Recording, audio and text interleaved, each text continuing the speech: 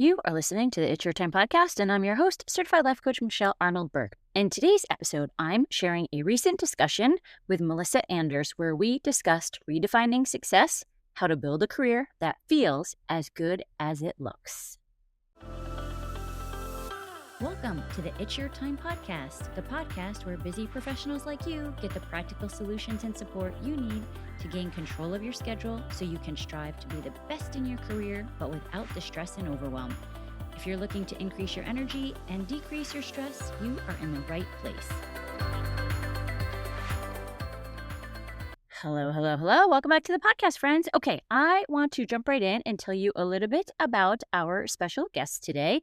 Melissa Anders helps women in STEM build careers that feel as good on the inside as they look on paper and make them feel proud of how they got there. It's all about the journey, right? And after walking away from her PhD, not because she couldn't finish it, but because she chose to listen to herself, Melissa built a thriving research strategy career, raising over $50 million in funding. Yet, even with all of the boxes checked, and we talk about this a lot, right? Oftentimes we're looking to check the boxes. So listen up. Even with all of the boxes checked, she found herself overthinking, second guessing, and wondering if this was really what success meant like for her. If it was really what it was meant to feel like. Like, we can kind of get that, right? I know I was there at one place in life where I thought, my gosh, everything seems to be going so well, and yet there seems to be something missing. So if you're in that season of life, be sure to keep listening. For her, her turning point didn't come from a new job, less work, or a better schedule. Shocker, right? If you've been listening to me for the past however many years, you know that is always the case. It came from learning to lead herself differently. And that is the best news ever. We all get to choose how we lead ourselves. So today, through her Career Clarity Framework, Melissa helps Canadian women in STEM step out of survival mode, define what truly matters, and design careers that align with their values in a way that makes them feel proud of both the outcome and the process. And you know that's exactly what I wish for all of you. She helps her clients stop running on empty and start building careers and lives that they actually want. That's something we really talked about, and I often will mention here, right? You have to know what it is you want in order to create that. And you know that this is my jam, right? I love talking about this here, and I always love bringing you new ideas, new people, new tools, anything that might be able to help you do this work. So without further ado, please take a listen. Okay, this is going to be so much fun. Can you get us started by introducing yourself in a way that you most enjoy? Yeah, absolutely. So my name's Melissa Anders. I help women in STEM design careers they're proud of without burning out or starting over. Mm, That's good. That's, that seems like there's a lot of people that you can be helping there. STEM lends itself to that productivity proving and all of those patterns that we can get into, which are all eventually will lead to burnout or a desire to just throw it all away and do something else. Um, and it really is something that is like there's a need within the environment for it. I think environments are starting to figure that out, like work environments, but it's still definitely something that so many women need. Yeah. Yeah, I think that's so important too, because I think that's amazing that you focus on STEM. And I think even just being in our medical device industry, whether it's sales, clinical specialists, like all of the information that you're sharing here today is so important to so many women. So I hope people don't think like, oh, this is STEM. It doesn't really, apply to me. I think it applies to all of us as humans, for the most part, right? Especially I was Yes. talking to a girlfriend about this, right? Like sometimes we keep just doing and doing and doing and wanting to achieve, and we don't take a simple thing like time for vacation. And then we get like pissed off at the job and we end up leaving. Like there are a couple of things Mm. that we can kind of do before we leave, right? Yeah, and it's so interesting, right? Because I think sometimes we can get in that all or nothing thinking, right? Of just really feeling like it's either this or something else. Like so many women I've talked to, um, like, that's often actually the starting point that women, when they come to me, is they're like, I actually just had someone yesterday say this to me, that it was like, I'm trying to figure out what's next. Like, I'm trying to figure out how I can keep doing this at this level. And that as they get more senior, it actually gets harder. It gets harder, right? Because the expectations go up, their demands at home are going up typically, and then it's just getting harder and harder to be able to figure out how they're gonna stay, like, keep doing what they're doing or in the way that they're doing it. Um, and they just see burnout on the horizon or have burned out and don't wanna burn out again. Yeah. Yeah. I think that's such a great point because I feel like it's almost like you need to start the foundation. So and this is like always my intention. I really hope I want to help as many women as I can, but I feel like if women even younger knew what we know now, right? Like you start the foundation sooner, then you can build in a different way. It doesn't have to be that same way.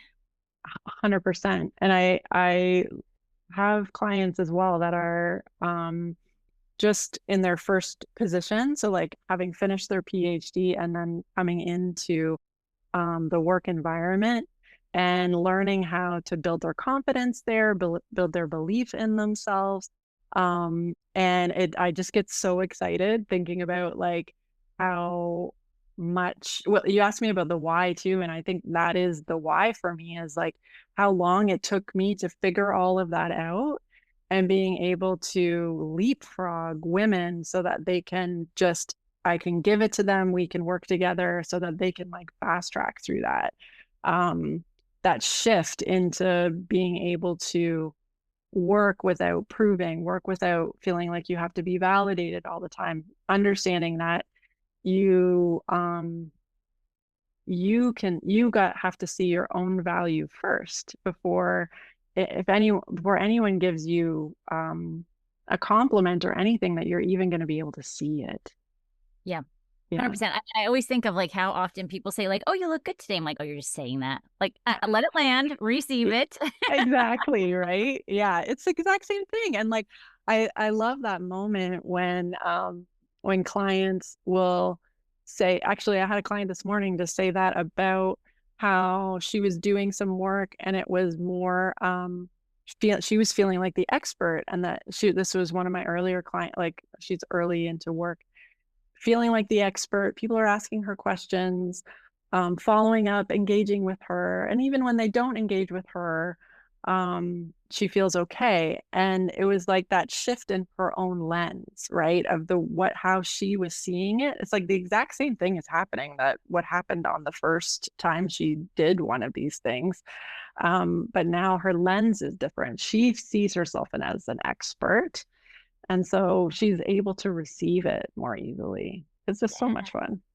Oh my gosh, it's so cool. And then it also just jazzes me up when you take it to the next level and you think about you're helping these women leapfrog. And then if they have children or nieces or whatever, like their influence for other young women, like Mm, does that help them even earlier in life because they're modeling what it is that you're teaching them?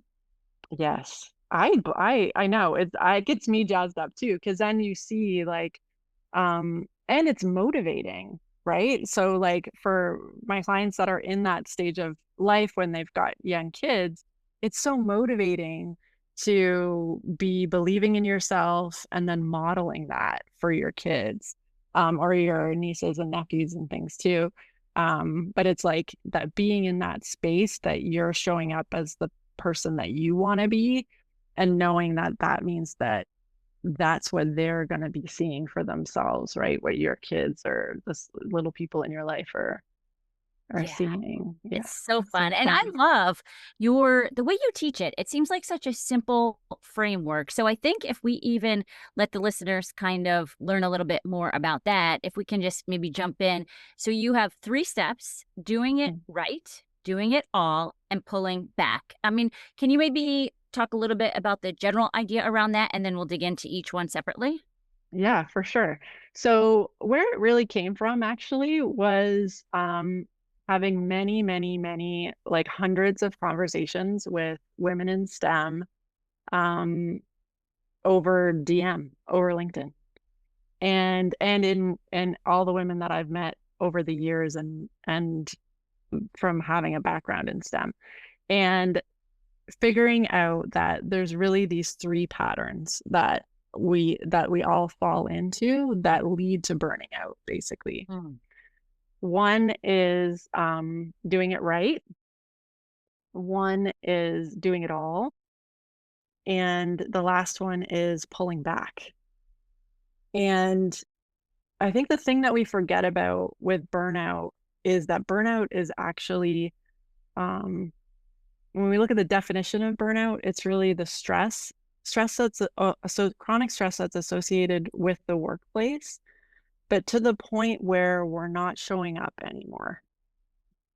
Um, and that and have apathy and resentment and feelings of that pulling back, right? So pulling back is kind of like the starting point, I would say.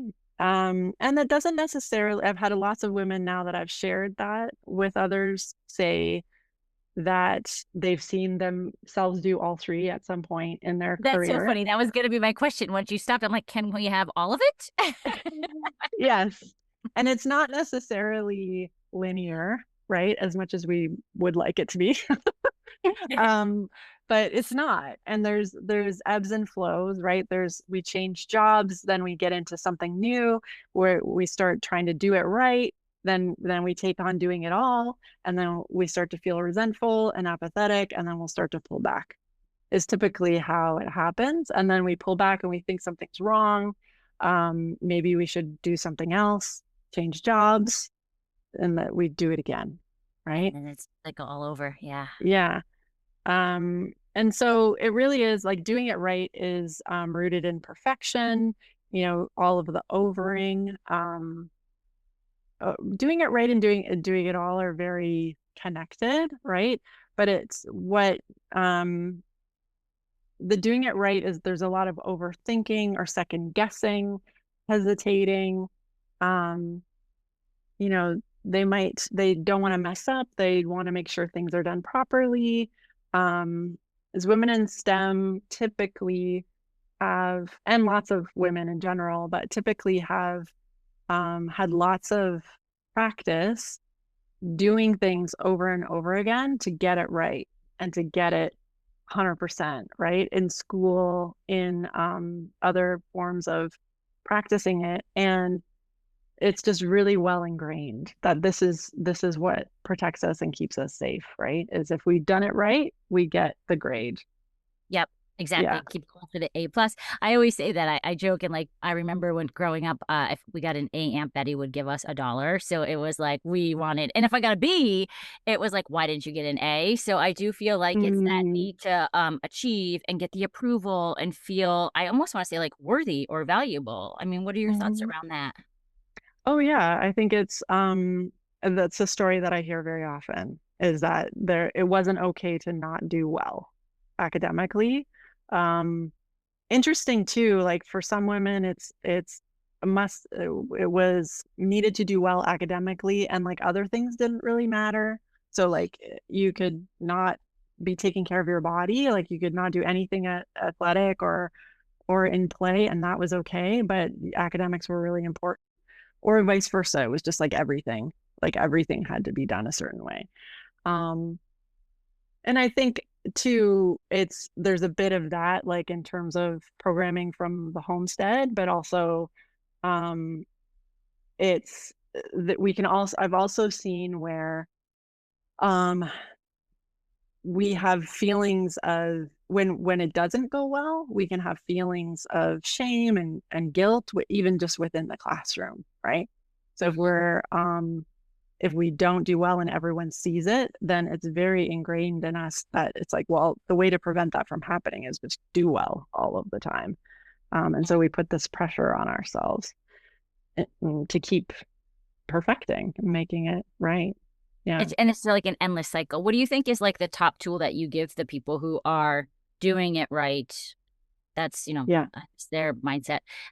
What do you think is most helpful for them to kind of break that cycle? Yeah. So I love to interrupt these any kind of cycle with a question because I think it's like it doesn't matter where you are in it.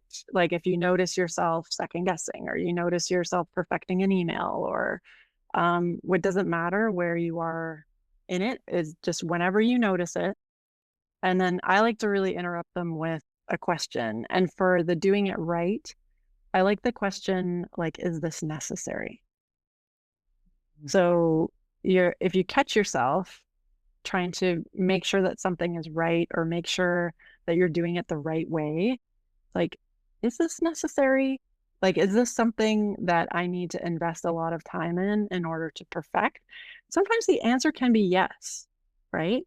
So it's like if it's something that you're highly invested in, stakes are high for whatever reason, you can say yes to that question, right? Mm. But um you as you start to question it, and women in STEM too tend to be questioners, so that's why I like using Okay. questions because they're Yep. already questioning. So it's like, let's just stick in a useful one. Let's make it a useful one.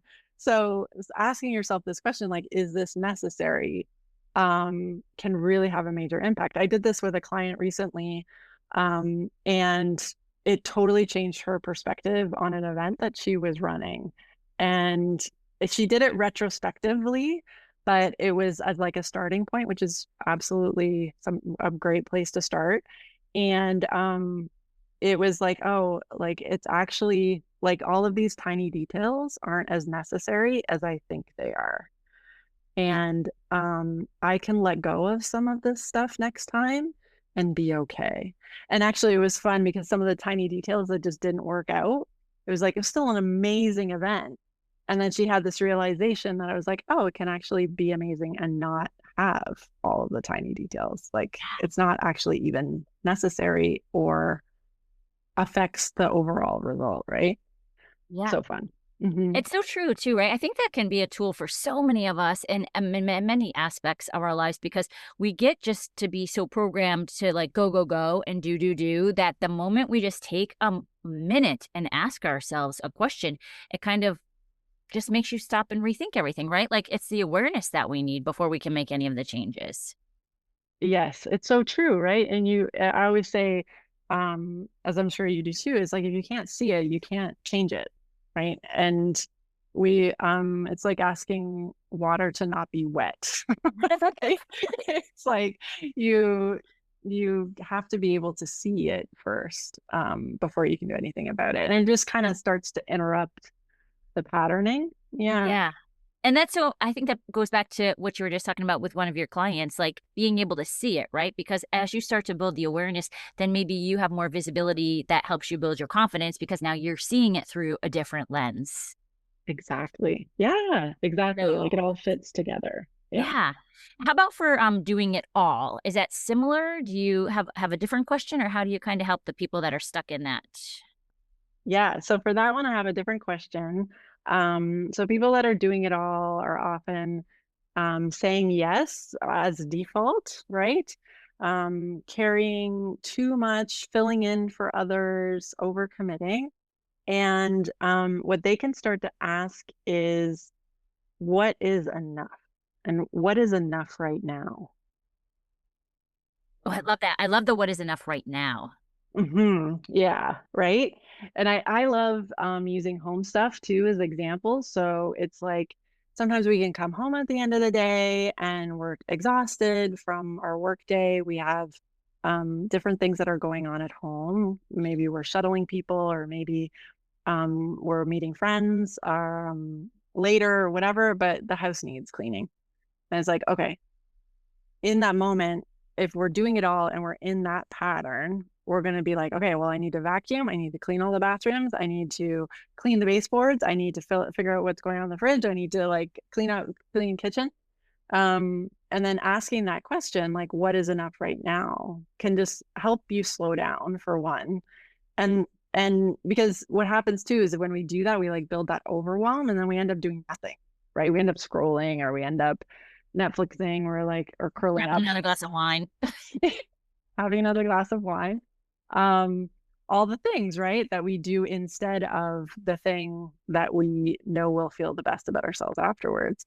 And so when we ask that question, what is enough right now, what it really leads us to is just like one small thing, right? So maybe instead of doing all of those things, we can like vacuum, the kitchen and like let that be enough. Because that's a practice too, is Mhm. like, right? So then it's like, what is enough right now? Doing the thing that's enough and then letting it be enough, Yes, right? because I could see, like, so many brains are like, "But it's not really enough, like, I do have to keep going." Like, Of "No, course.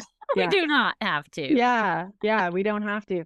And it's funny because sometimes we can ride the momentum of it if we want, right? So once we get started, we can sometimes use that effectively to get more done in a way that feels positive to us and not so draining. So we can absolutely do that and like build on that momentum. And we can also practice this being like, okay, that's enough, and now I'm gonna, make a delicious dinner for myself or whatever it is. Yeah, it sounds like, just give yourself some grace along the way, Yes. Mhm. right? If more of us could do that. That's a Yes. that's a Yes. practice. That's a practice. Yes, for sure. And then, alright, so we said, "Is this necessary?" and "What is enough right now?" Right. Okay, and then the third one, so pulling back? Yeah. So same thing. I had another client that was I just was thinking of her as an example. And um she was very much in the pulling back of like what for? Like what does it really matter? Like I know I can achieve this. I know I can do all of these things. Um, but like for what? What's the point? Right. And the first thing that we got her doing that really supported her is to start looking at what she actually wants.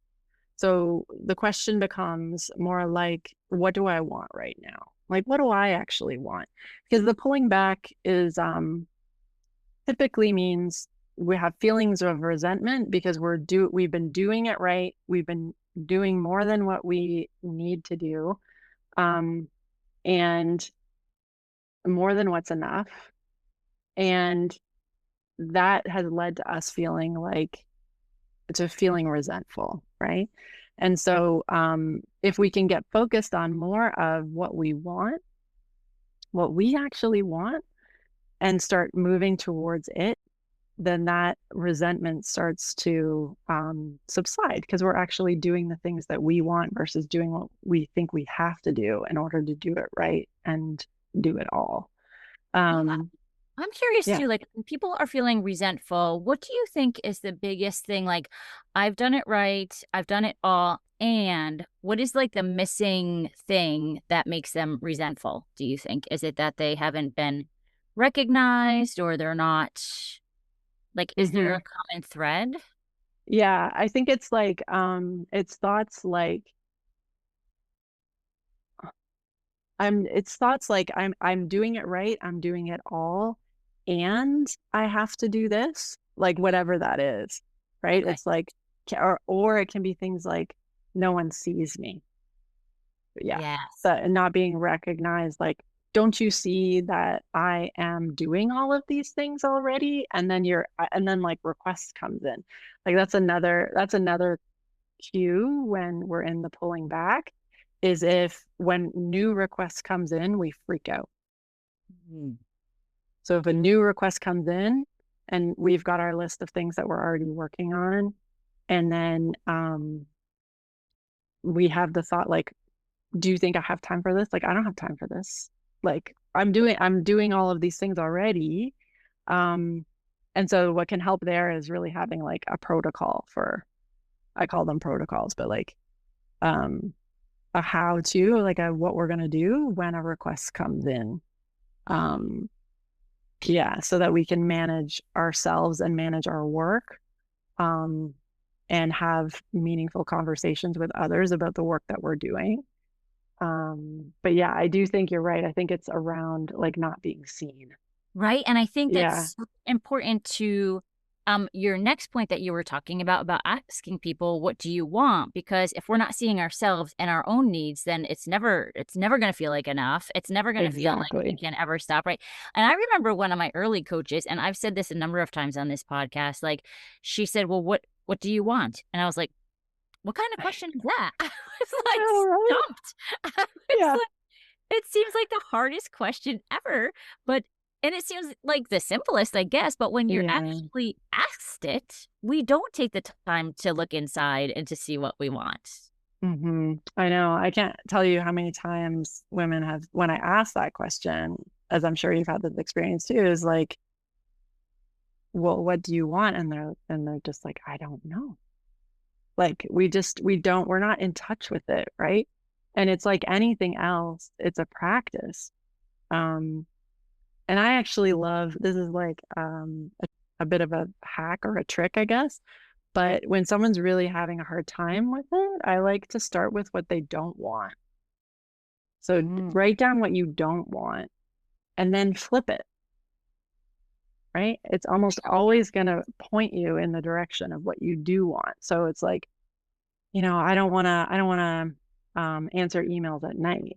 Like, okay, well then we know that you want to set some boundaries around your work.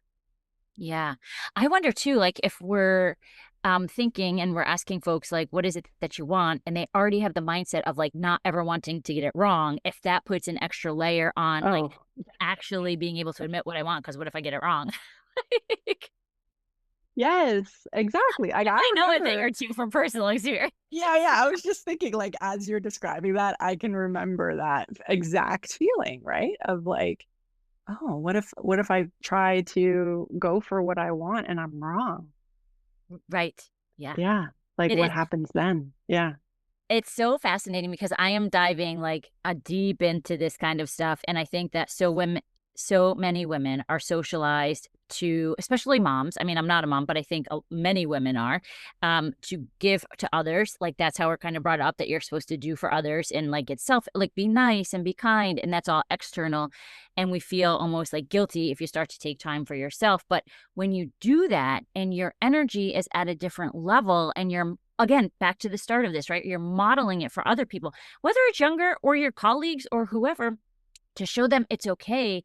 Then I am a big believer that your energy goes up and then what is available for you for your next level with ease. Like, what if it can be easy? And dare I say fun? Dare I say? Dare I say. Yes, I believe that too. I think the more we take care of ourselves and our own energy levels. Like I'm doing some of this work myself too right now, over the summer and especially with parenting, where it's like I'm saying to myself, my only job is to self-regulate. Like if I can regulate myself in the moments of challenge with my kids, um, everything else seems to fall into place. Right? It's like they can be I've got two daughters, 11 and 8, and they're delightful on so many levels, like ridiculously delightful. And And they more of an. and they argue, and I find that really challenging. And so, but if I can regulate myself and also either stay out of it or take actions that actually support them versus getting into it and like trying to make it stop happening, Yeah. not helpful.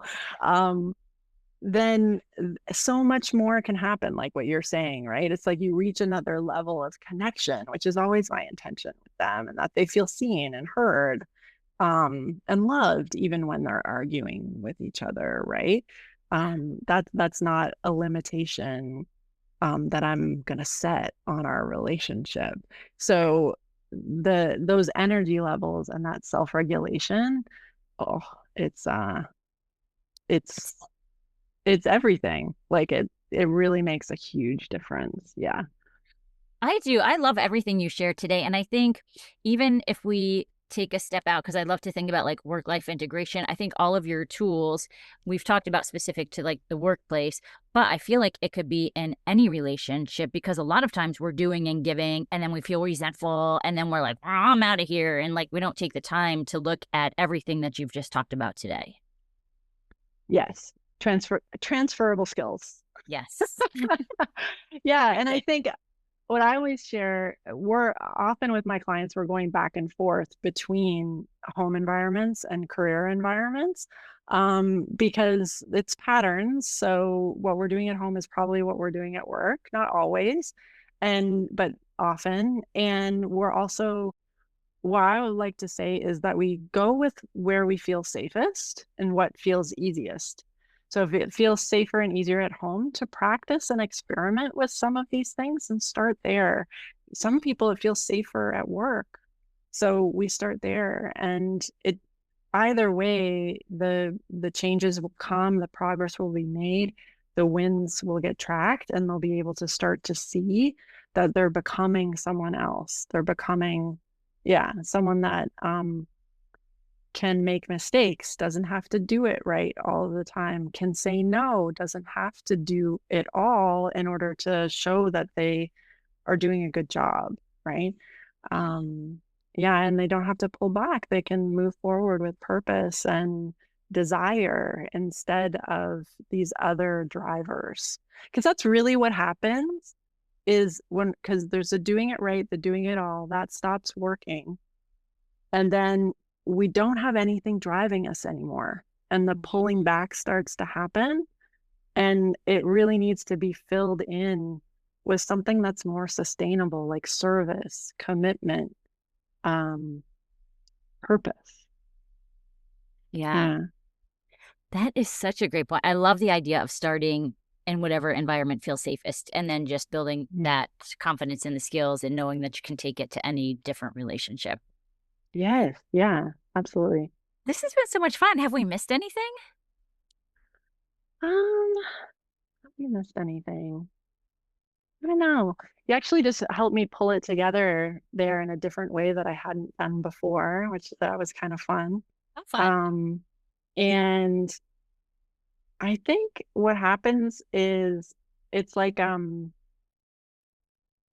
I think we can sometimes think that it's happening to us.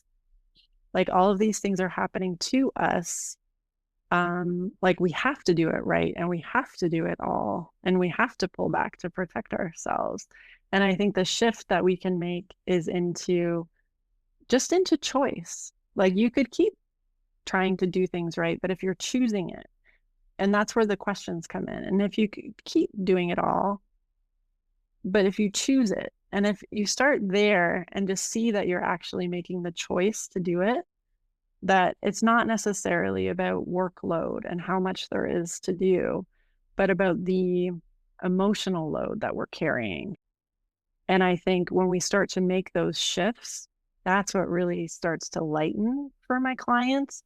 And like those kinds of changes can be really low hanging fruit because it's not something that we've realized that we have control over.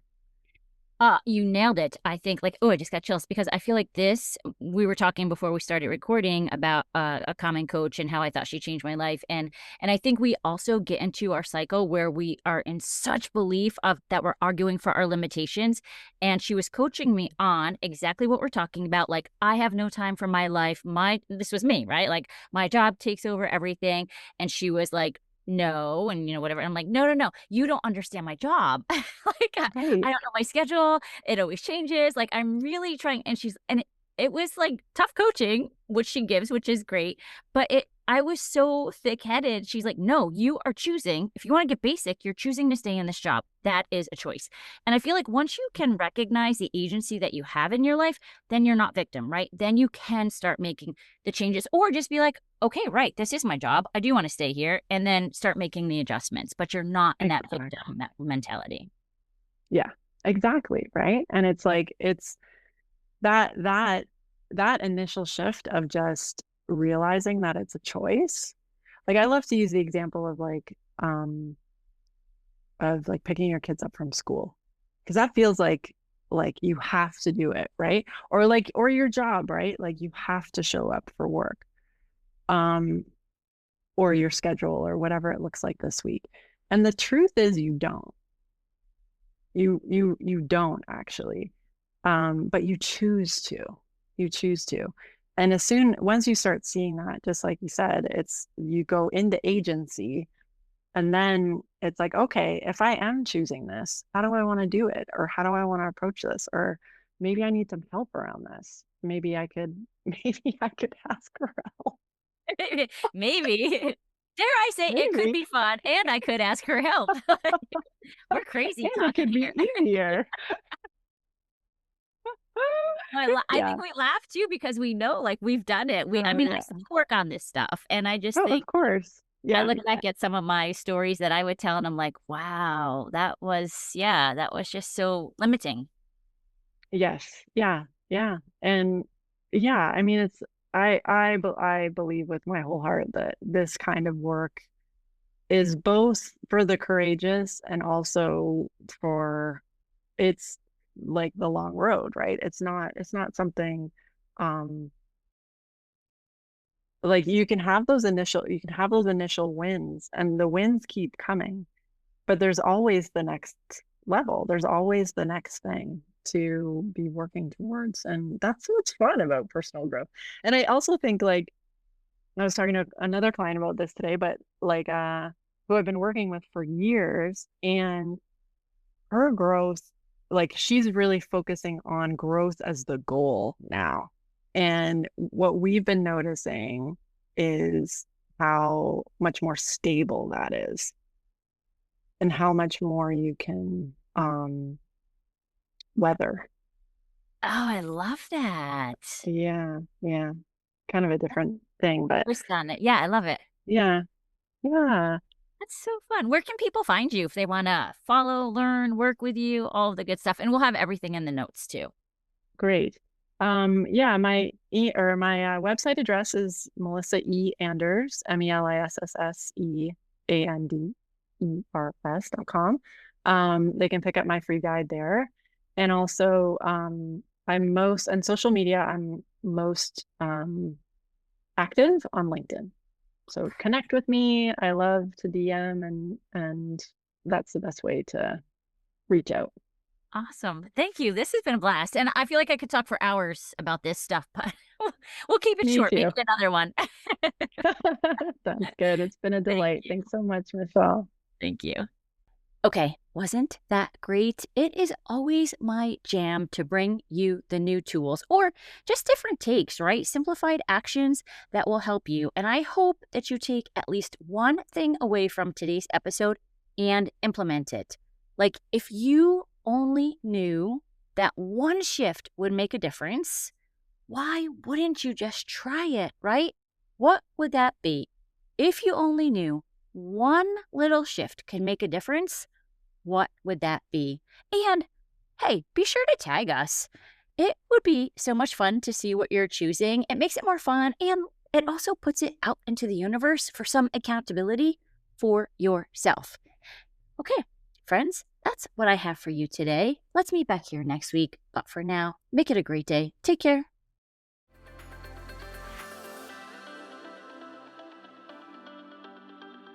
Did you know you can take this work to a deeper level with me one-on-one? Go to michelleburtcoaching.com and click on Get Started to begin.